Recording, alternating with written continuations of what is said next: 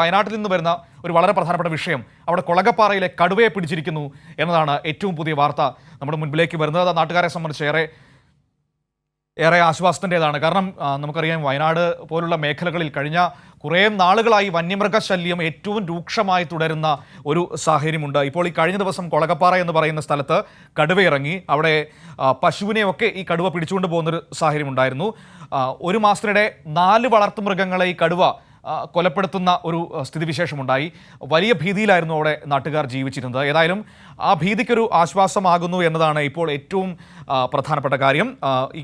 അവിടെ വനംവകുപ്പ് വച്ച കൂട്ടിൽ ഈ കടുവ കുടുങ്ങുകയായിരുന്നു എന്നതാണ് ഏറെ ആശ്വാസകരമായ ഒരു കാര്യം. വയനാട്ടിൽ നിന്ന് അനൂപ് നമ്മളോടൊപ്പം ഉടൻ തന്നെ ചേരും. അനൂപ് എത്തുന്നതിന് മുന്നോടിയായിട്ടാണ് ഞാൻ ഈ കാര്യങ്ങളൊക്കെ വിശദീകരിച്ചത്. അനൂപുണ്ട് നമ്മളോടൊപ്പം. അനൂപ്, ഏറെ ആശ്വാസകരമായ ഒരു വാർത്തയാണ് കൊളകപ്പാറയിൽ നിന്ന് വരുന്നത്. ഈ കടുവ കൂട്ടിലായിരിക്കുന്നു. എപ്പോഴാണ് കടുവ കെണിയിൽ വീണത്? മനു, ഇന്ന് പുലർച്ചെയാണ് ചൂരിമലയിൽ വലിയ ആശങ്ക ഏതാനും ദിവസങ്ങളായി സൃഷ്ടിച്ച കടുവയെ പിടികൂടാനായത്. ഇന്ന് പുലർച്ചെ വനവകുപ്പ് സ്ഥാപിച്ച 2ാമത്തെ കൂട്ടിൽ കടുവ അകപ്പെടുകയായിരുന്നു. കഴിഞ്ഞ ദിവസവും കടുവ ഒരു പശുവിനെ ആക്രമിച്ചു കൊന്നൊരു സാഹചര്യം ഉണ്ടായിരുന്നു. അതേ തുടർന്നാണ് ജനങ്ങളുടെ വലിയ പ്രതിഷേധത്തെ തുടർന്ന് 2ാമത്തെ കൂടും ഇവിടെ വനവകുപ്പ് സ്ഥാപിച്ചത്. ഇപ്പോൾ ഈ പിടികൂടിയ കടുവയെ വനവകുപ്പ് ബത്തേരി മുത്തങ്ങയിലെ കുപ്പാടിയിലെ വന്യമൃഗ പരിചരണ കേന്ദ്രത്തിലേക്ക് മാറ്റിയിട്ടുണ്ട്. പെട്ടെന്ന് തന്നെ വനവകുപ്പ് ഉദ്യോഗസ്ഥർ ഈ കടുവ പിടികൂടിയ കെണിയിൽ അകപ്പെട്ടതറിഞ്ഞ് ഇവിടെ എത്തുകയും ഉടൻ തന്നെ ഈ മേഖലയിൽ നിന്ന് മാറ്റുകയായിരുന്നു.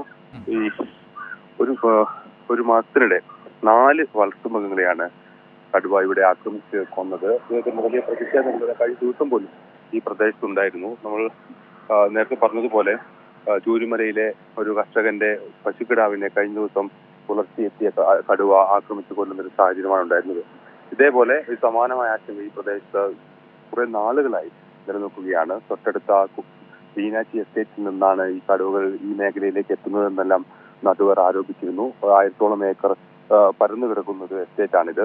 ഇവിടെയാണ് ഈ കടുവകൾ സംഭരിച്ചിരിക്കുന്നതെന്നും തങ്ങളുടെ പ്രദേശത്ത് ഭീഷണിയാകുന്നത് ഇതിന് പരിഹാരവും ആവശ്യപ്പെട്ടായിരുന്നു ജനങ്ങളുടെ വലിയ പ്രതിഷേധം കഴിഞ്ഞ ദിവസങ്ങളിലെല്ലാം ഈ മേഖലയിൽ നടന്നത്. ഏതായാലും ഒരു മാസത്തോളമായി വലിയൊരു ആശ്വാസമാണല്ലേ അനൂപ്? കാരണം കുറെ നാളുകളായി ഭീതിയുടെ നടുവിലായിരുന്നല്ലോ ആ മനുഷ്യർ ഉറങ്ങിക്കൊണ്ടിരുന്നത്. ഇനി ഒരു സ്വസ്ഥതയിലേക്ക് പോകാൻ പറ്റുമെന്ന് പ്രതീക്ഷിക്കാമല്ലേ? തീർച്ചയായും മനു, അത്തരത്തിൽ ഒരു സാഹചര്യത്തിലാണ് ഇപ്പോൾ ഉള്ളത്. നമുക്കറിയാം, എന്നാൽ കടുവയുടെ ഒരു പൊതുവിൽ ദിനം പ്രതി എന്നോണം കടുവ ഇറങ്ങി വളർത്തുമൃഗങ്ങളെ ആക്രമിച്ചു കൊല്ലുന്ന ഒരു സാഹചര്യം വയനാട്ടിലുണ്ട്. അതിൽ ഏറ്റവും ഒടുവിലത്തെയാണ് ഈ കൊളകപ്പാറ ചൂരിമലയിലെ സംഭവം. താനാട്ടുകുടിയിൽ രാജൻ എന്നയാളുടെ വളർത്തു പശുക്കിടാവിനെയായിരുന്നു കഴിഞ്ഞ ദിവസം കടുവയെത്തി ആക്രമിച്ചു കൊന്നത്. ഇത്തരത്തിൽ സമാന സംഭവങ്ങളെല്ലാം ഈ മേഖലയിൽ ആവർത്തിച്ചിരുന്നു. ബീനാച്ചി എസ്റ്റേറ്റിൽ വെച്ചാണ് ഈ പിടിച്ച പശുക്കിടാവിനെ കടുവ വലിച്ചുകൊണ്ടുപോയി ഭക്ഷിച്ചത്. ഈ വീട്ടുകാർ ഈ പശുക്കിടാവിനെ കാണാതായതിനെ തുടർന്ന് നടത്തിയ തെരച്ചിലാണ് തൊട്ടടുത്ത ഈ ബീനാച്ചി എസ്റ്റേറ്റിൽ ഈ പശുക്കിടാവിന്റെ മൃതദേഹം കണ്ടെത്തിയത്. ഈ 3 മാസം മുൻപ് രാജന്റെ മറ്റൊരു പശുവിനെയും, ഒരു കറവ പശുവിനെയും അതിന് ദിവസങ്ങൾക്ക് മുമ്പ് ചെറുപുറത്ത് പറമ്പിൽ ഷെർലി കൃഷ്ണ എന്ന സ്ത്രീയുടെ വളർത്തു മൃഗത്തെയും കന്നുകാലിയെയും ഇത്തരത്തിൽ ഈ കടുവ തന്നെ പിടികൂടിയിരുന്നു.